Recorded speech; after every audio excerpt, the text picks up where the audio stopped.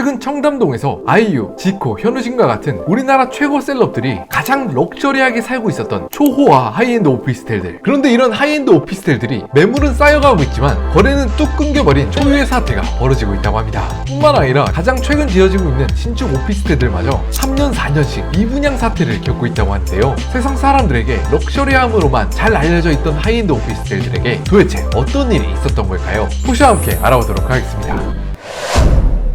무려 아이유가 구매했고 슈퍼카드를 공용 공간에 직접 주차할 필요 없이 자기 집에 엘리베이터를 올린다? 이런 기상천외한 럭셔리함을 자랑했던 하이엔드 오피스텔들의 대표이자 에테르노 청담. 무려 분양을 시작한 지 3년이 지났는데도 최대 약 300억 원에 이르는 이 오피스텔들이 아직도 공실로 남아있는 상태라고 합니다. 요즘 같은 고금리 시대에 시행사들이 정말 엄청난 손해를 겪고 있겠죠. 또 인강업계에서 유명한 현우진이나 한국 최고의 연예인 중 하나인 장동건이 사는 PH129와 같은 경우에도 상황이 별반 다르지 않다고 하는데요. 무려 2년 전인 2022년 상반기 이후로는 거래가 단 한 건도 진행되지 않고 있고 많은 수의 매물들이 여전히 새로운 주인을 기다리며 시장에 나와 있습니다. 우리나라에서 가장 성공한 연예인이나 기업가들이 사는 걸로 유명했던 청담동의 하이엔드 오피스텔들에게 도대체 어떤 일들이 있었을까요? 때는 부동산 경기가 한참 정점이고 또 최고점에 이르고 있는 2021년부터 이야기가 시작되는데요. 이때는 우리가 모두 잘 아는 것처럼 서울의 아파트, 특히 강남 3구의 아파트 가격이 한창 정점을 찍고 있었을 때였습니다. 이때 나온 뉴스를 많이들 보셨을 것 같은데요. 당시 반포의 대장 아파트 중 하나였던 아크로 리버파크는 무려 평당 1억을 돌파했다는 뉴스들이 연일 보도되고 있었습니다. 이렇게 아파트의 가격이 날이 갈수록 치솟자 사람들의 머릿속엔 이런 생각이 자리 잡기 시작했는데요. 아니, 이런 아파트 대형 평수나 빌라나 또 하이엔드 오피스텔들도 결국엔 주거 목적의 상품이 아니야? 하고 말이죠. 집값이 하도 비싸지다 보니까 평소엔 거들떠도 보지 않았던 고급 빌라와 오피스텔들이 상대적으로 가성비가 좋아지게 된 것입니다. 그뿐만이 아니죠. 이런 하이엔드 오피스텔들은 하나같이 약속이라도 한 듯 28세대, 29세대 안에서만 지어져 왔습니다. 당장 PH129만 해도 29세대, 에테르노 청담도 29세대입니다. 이렇게 하이엔드 오피스텔들이 굳이 30세대 미만을 고집하는 이유는 다들 잘 아시겠지만 30세대 미만의 주택용 건물들은 우리나라에선 주택법이 아니라 건축법을 따르게 됩니다. 만약 주택법의 규제를 받게 되면 승강기, 계단 설치, 도로 확보, 관리사무소 배치, 난방 설비, 아파트 구조와 같은 정말 다양하고 엄청난 규제들을 받게 되는데요. 그 중에서도 이런 하이엔드 오피스텔들을 지었던 시행사들이 가장 피하고자 했던 것은 바로 아마 많이들 들어보셨을 분양가 상한제입니다. 바로 얼마 전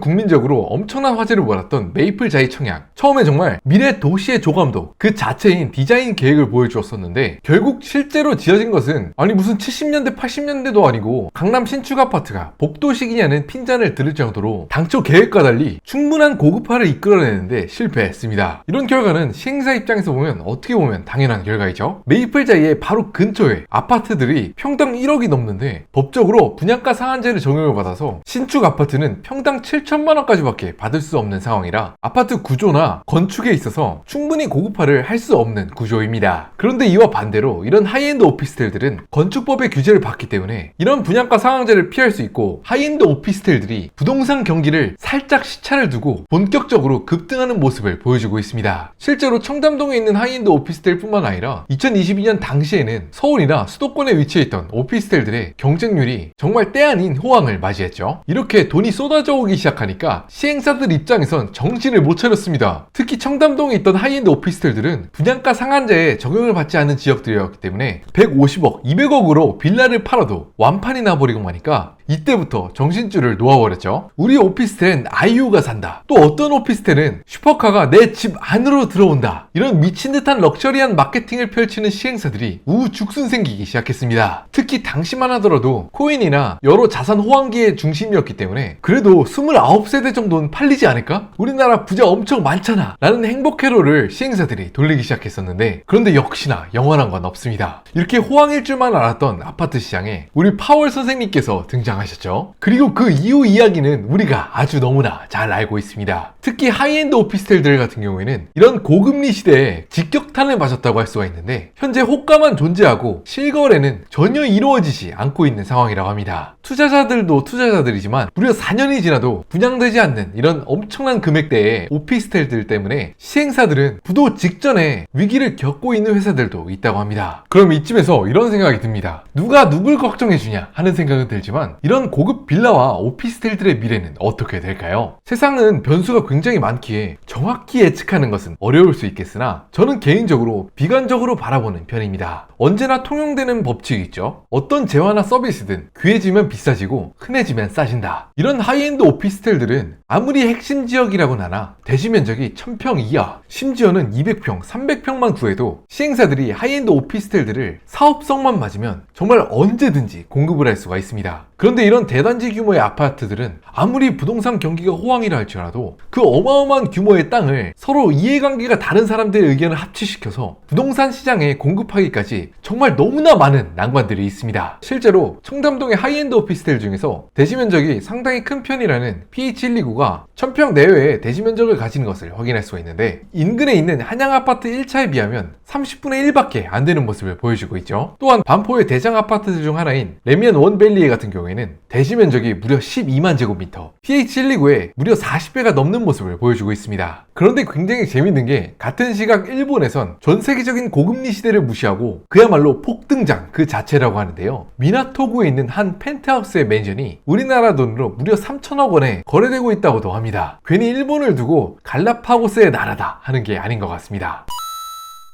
오늘은 최근 청담동의 하이엔드 오피스텔들이 겪고 있는 여러 난항들에 대해서 살펴보았는데요. 혹시 제가 미처 이야기하지 못했던 중요한 이야기가 있다면 우측 하단에 댓글을 통해 남겨주세요. 저도 배울 수 있는 좋은 기회가 될 수 있도록 하겠습니다. 또 아래에 구독하기와 좋아요 버튼을 누르시면 앞으로도 재밌고 유익한 영상들로 인사드릴 수 있도록 하겠습니다.